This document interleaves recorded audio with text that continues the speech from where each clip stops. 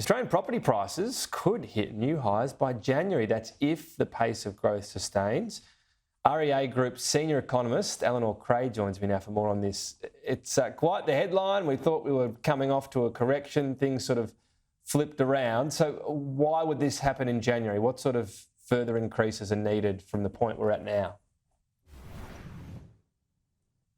Morning, thanks for having me. So we've seen that national home prices have now increased for 5 consecutive months, with the housing market really starting this year on a bit of a firmer footing after the price declines we saw throughout much of 2022 when interest rates first rose and were rising very quickly.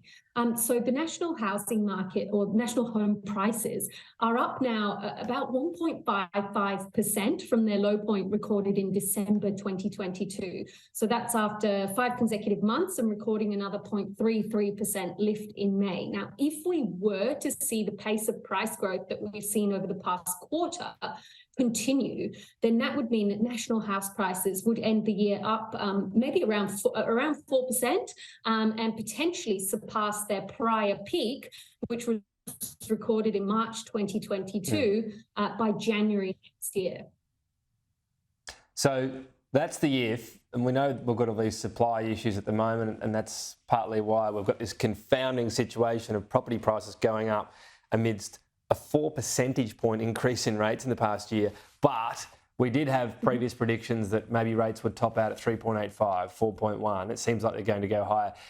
We're going to get to the point, aren't we, where people just cannot borrow anymore. So is that going to put a dampener on this actually happening? Prices continue to increase until January. Feels less likely now, I guess, after another rate rise. Yeah, look, you're certainly right. I think interest rates are one of those big ifs at the moment. And yes, it does look like we are going to see interest rates rising a little bit further than maybe some had previously expected. So we saw the Reserve Bank lifting interest rates again this week. And some pretty hawkish commentary from Governor Lowe, really with respect to reaffirming their commitment to bringing inflation down. And I guess seemingly preferring to run the risk of doing a little bit more than a little bit less to really avoid those inflation expectations from de-anchoring. So it certainly looks like we're probably going to get at least one more rate rise in July or August, and there is a possibility that we could get both.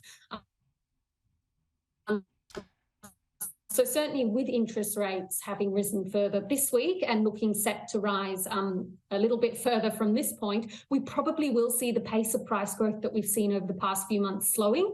And as a result, that would mean that the housing market would be slower to reach that fresh price peak.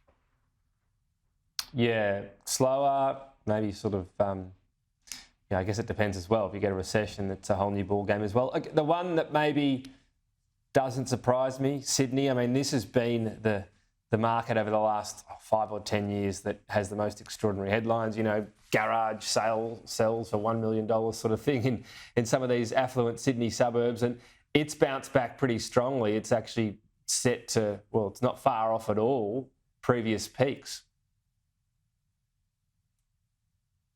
Yeah, Sydney's certainly the market that is leading the upswing at the moment. Now, the Sydney market led the downturn for much of last year, recording a 7.2% peak to trough decline. And now we've seen that Sydney home prices are up just a little over 3% already from their low point recorded in November 2022. So that's 6 consecutive months of price growth for Sydney. And certainly if that pace of growth were to continue, we could see that Sydney would surpass that prior peak by the end of this year, so December 2023. But, you know, as you point to, we do have these ongoing tight supply conditions with respect to an ongoing softer flow of new listings coming to market. Now that's facing into stronger housing demand at the moment, which is likely buoyed by what are very tight rental markets and that strong rebound in net overseas migration.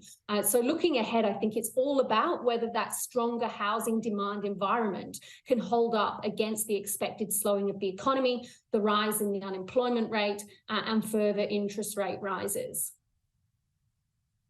Yeah. All right. Well, look, it's something that's confounded Phil, though, that's for sure, because he says, you know, despite these rate rises, property is a bit of an issue for the Reserve Bank. It continues to shoot up. So we'll see where it heads, but it has been yet another surprising element of the economy right now. Eleanor Creagh, thanks for your time.